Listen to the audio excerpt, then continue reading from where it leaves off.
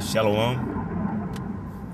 First, I want to give all praise, honor, and glory to Yahweh, Bahashem, Yahweh Shai, Bahashem, Rakah Double honors to the apostles, bishops, elders of Great Millstone, from whom I learned this truth.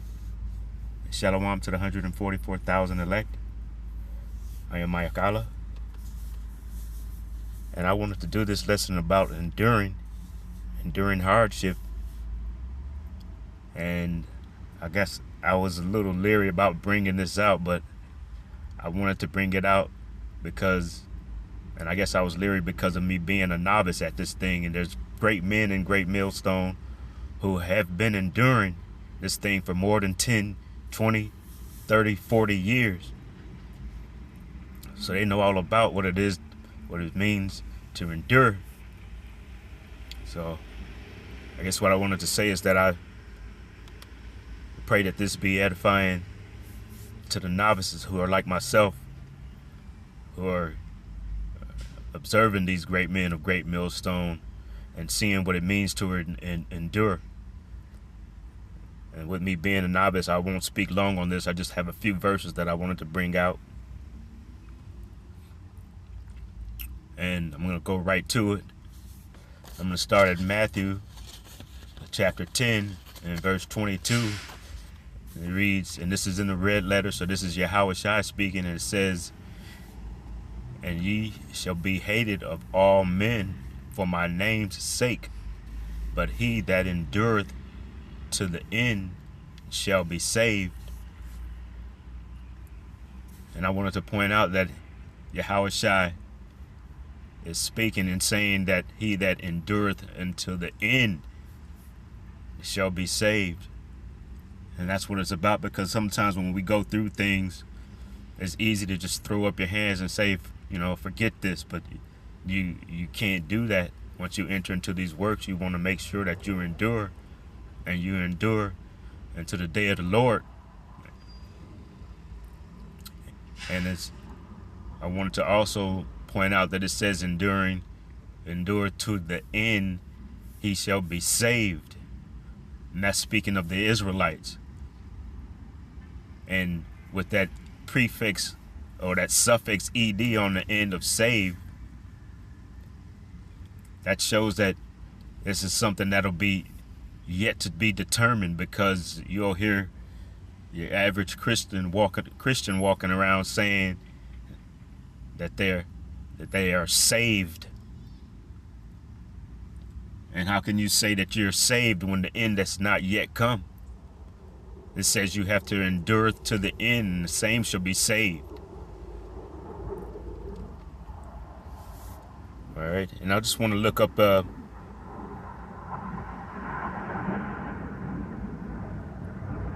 just wanted to look up that word hardship. That's probably what the title of this will be, is be enduring hardship.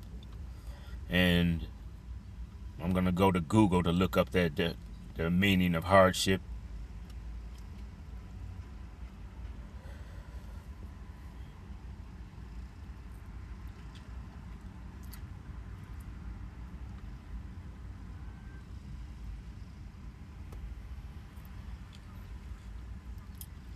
And it says, this is according to Google, it says severe suffering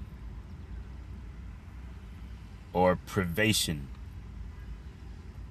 I want to look up privation to see what that means. It says privation says a state in which things that are essential for human well-being, such as food and warmth, are scarce or lacking.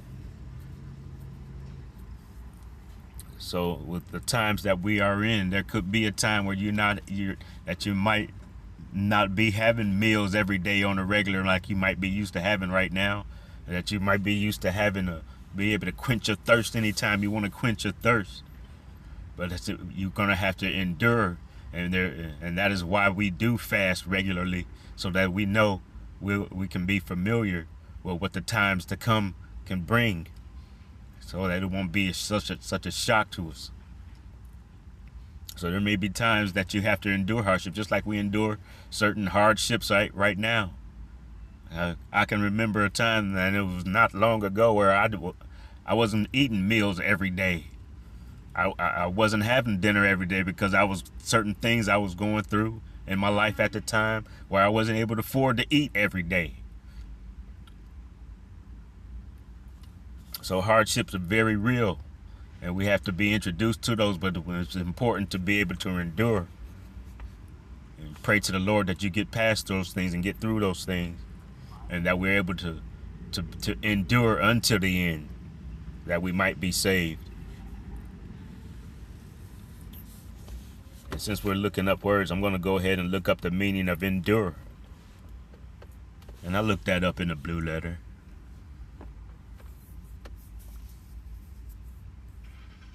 You know what? I'll wait till we move a little further and get to another precept and look it up. But I'm going to go to the next one, precept that I have.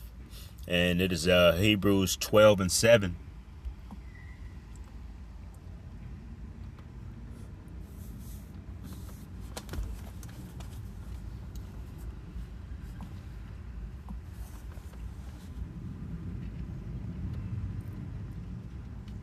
And it reads, "If you endure chastening, the Most High dealeth with you as with sons. For what son is he whom the Father chasteneth not?" And I'll read that in the NLT also. It says, "As you endure this divine discipline, remember that the Most High is treating you as his own children. Whoever heard of a child who was never disciplined by his parents?" And I want to look up that word chastening. And you can see the NLT gives us an indication of what that word means. But I want to look it up in the blue letter. And since we're in the New Testament, it'll be a Greek word that we're looking up, and it is G3811.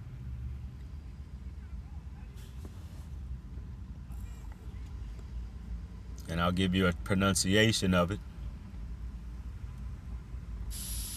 Strong's G3811. Paiduo. Paiduo. Paiduo. And it says to train children, or to be instructed, or taught, or learn. To cause one to learn, to chastise. To chastise or castigate with words, or to correct, or of those who are molding the character of others by reproof and admonition. All right, I'm gonna go on. So chastening is like being disciplined. When you go off or when you do wrong, you want to understand that you're doing wrong. So you should pray that others are there to be able to help you to endure, to help you, to chasten you, keep you on the right path.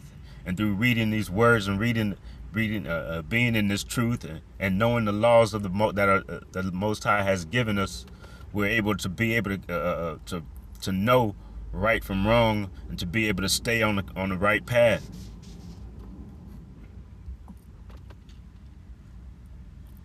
All right, I'm going to go over to James chapter 1 and verse 12.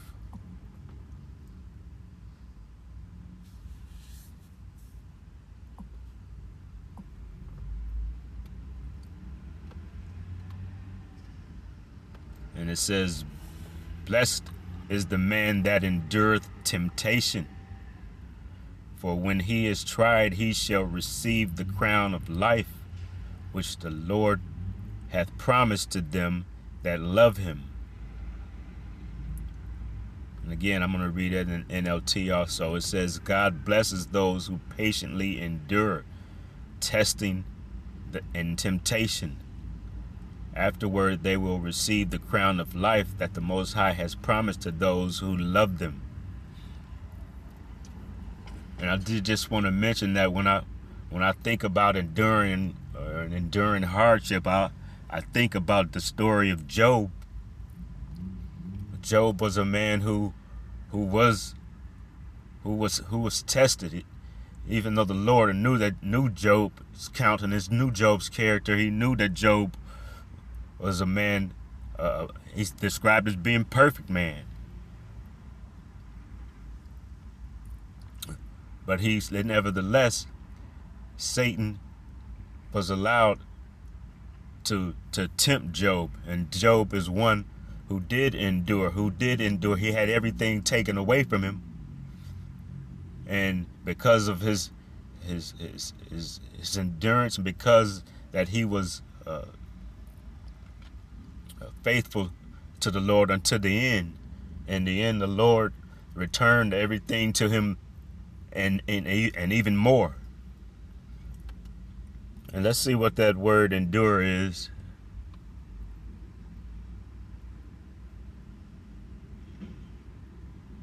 And again, it'll be in the Greek because we are in the New Testament. And it is G5278. And I'll give you a pronunciation of the word.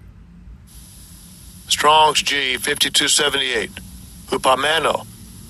Hupamano. Hupamano says to remain,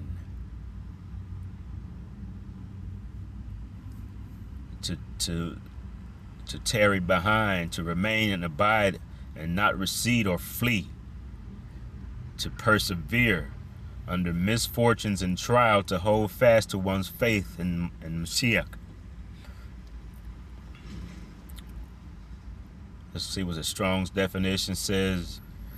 To stay under, to remain, figuratively, to undergo and to bear, to have fortitude and to persevere, to abide or endure, being patient, to suffer, to tarry behind. So we can see here that this word means that you have to it is to persevere, even though there may be times where you feel like you feel like giving up, or you feel like this is too much for you. We have to also remember that the Lord is not going to allow too much to come upon you that he doesn't allow you the way to escape, or allow you to be able to handle it, to go through those things. I'm going to stay in the book of James. I'm going to go to chapter 5.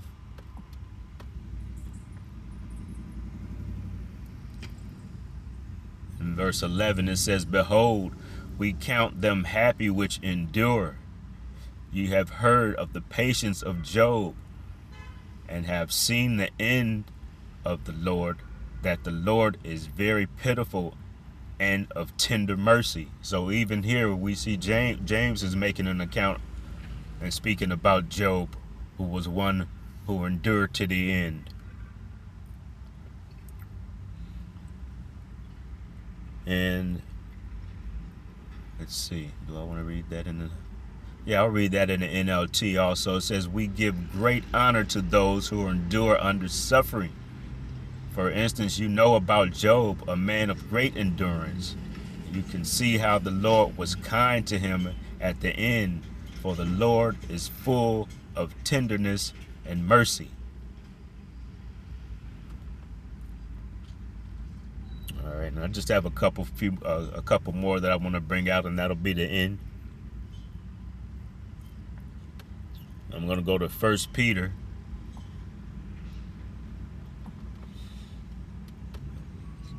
chapter 2 and verse 19.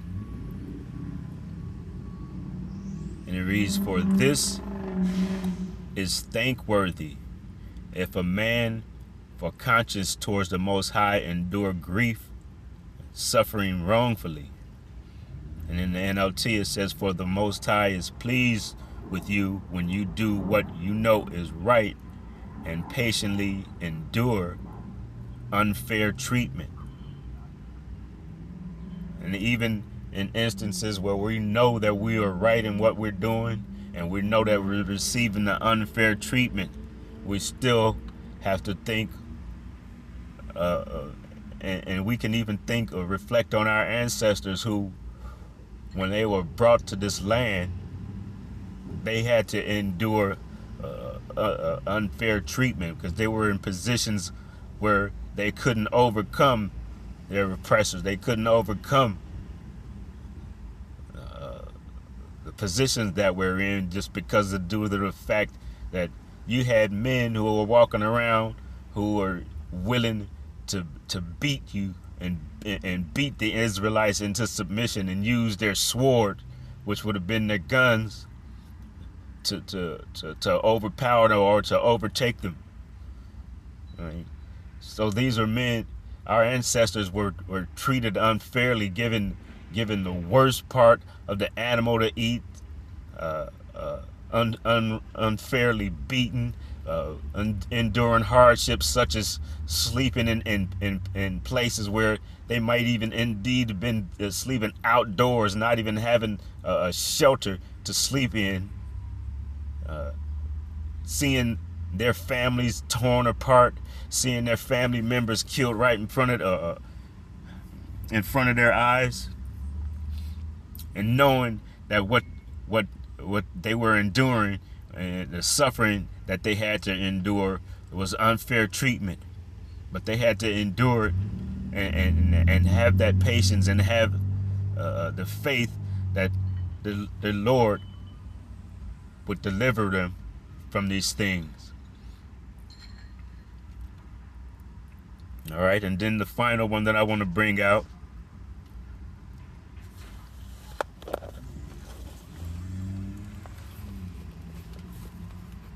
and let's see, I don't think I have the Apocrypha on this phone, so I'm going to go to the Apocrypha.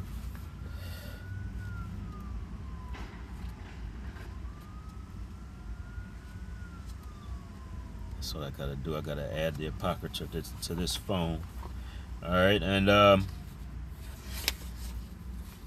I'm going to go to Ecclesiasticus, or the book of Sirach.